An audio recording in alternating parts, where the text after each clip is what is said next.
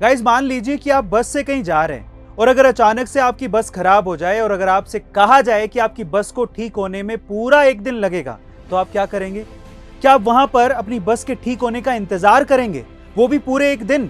नहीं ना, आप तुरंत दूसरी बस पकड़ेंगे और वहां से निकल जाएंगे। और कुछ ऐसा ही आपको अपनी जिंदगी में भी करना चाहिए। जब आपकी जिंदगी में परेशानियां हो, तकलीफें हो, तो आप एक जगह रुककर दुखी नहीं हो सकते, आपको आगे बढ़ना ही होगा। और इसी को जिंदगी जीना कहते हैं।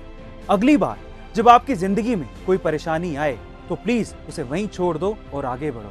और ऐसे अमेजिंग वीडियोस के लिए शेयर, सब्सक्राइब एंड लाइक। मिलते हैं अगली वीडियो में। मधुमक्खियों के छत्ते में कौन ही हाथ डालेगा? अब कोई हाथ ही नहीं डाल सकता तो मुंह तो दूर की बात है। लेकिन एक ऐसी बाज की प्रजाति है जो कि मधुमक्खियों के छत्ते में मुंह मार के मधुमक्खियों का लावा बड़े आराम से खा लेती है। जी हाँ गाइस, अब ठीक सुन रहे हैं। उस प्रजाति का नाम है हनी बजार्ड। पर सवाल यह उठता है कि मधुमक्खियां क्या इस बाज को डंक नहीं मारती? जी हाँ, मारती हैं। पर इस बाज के पंखों की बनावट और इसके अंदर भरा हुआ केमिकल कुछ खास तरीके का होता है, जिसकी वजह से मधुमक्खियों के काटने का इन पर कोई असर होता ही नहीं है।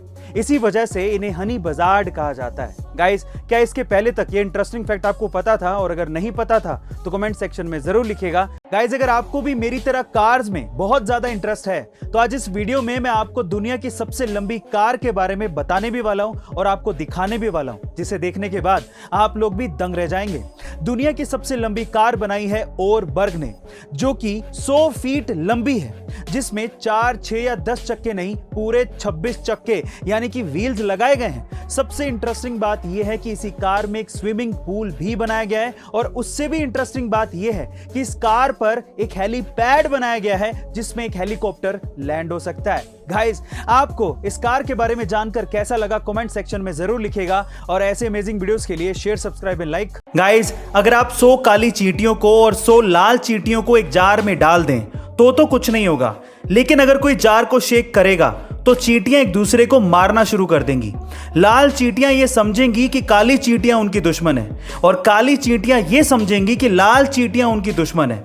लेकिन असली दुश्मन कौन है? जिसने जार को शेक किया था।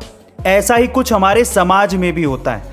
लड़ाता कोई और है और नुकसान हमारा होता है। तो अगली बार एक दूसरे से लड़ने से पहले यह सवाल जरूर अपने आप से पूछ ले कि जार किसने शेक किया, यानी कि आपकी लड़ाई में किसका फायदा है, कौन आपको लड़ाना चाहता है।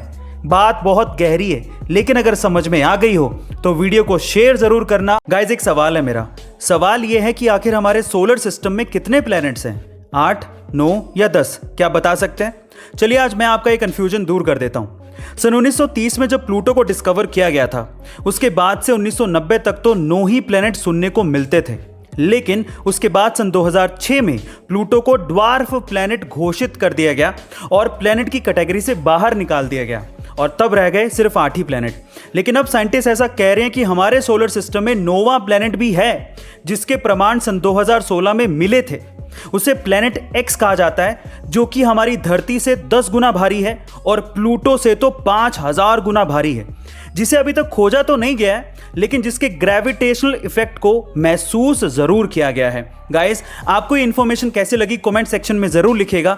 जापान काफी चीजों में दुनिया से अलग है और इसी तरह से वहां के स्टूडेंट्स का प्यार को इजहार करने का तरीका भी काफी अलग है। कैसे? चलिए जानते हैं। अगर वहां पर कोई मेल स्टूडेंट किसी लड़की को प्यार करता है और वो अगर अपने प्यार का इजहार करना चाहता है तो वो क्या करता है? वो अपने स्कूल के यूनिफॉर्म का ऊपर से सेकंड बटन निकालकर उस लड़की को देता है और इसी तरह से प्यार का इजहार करता है। पर सवाल ये है कि ऊपर से सेकंड बटन ही क्यों? क्योंकि ऊपर से सेकंड बटन हार्ट के करीब होता है। गाइस, कमाल का तरीका है ना ये। प्यार के इजहार के इस तरीके के बारे में आपका क्या ख्याल है कमेंट सेक्शन में जरूर लिखिएगा। और ऐसे अमेजिंग वीडियोस के लिए शेयर, सब्सक्राइब एंड लाइक। मिलते हैं अगली वीडियो में।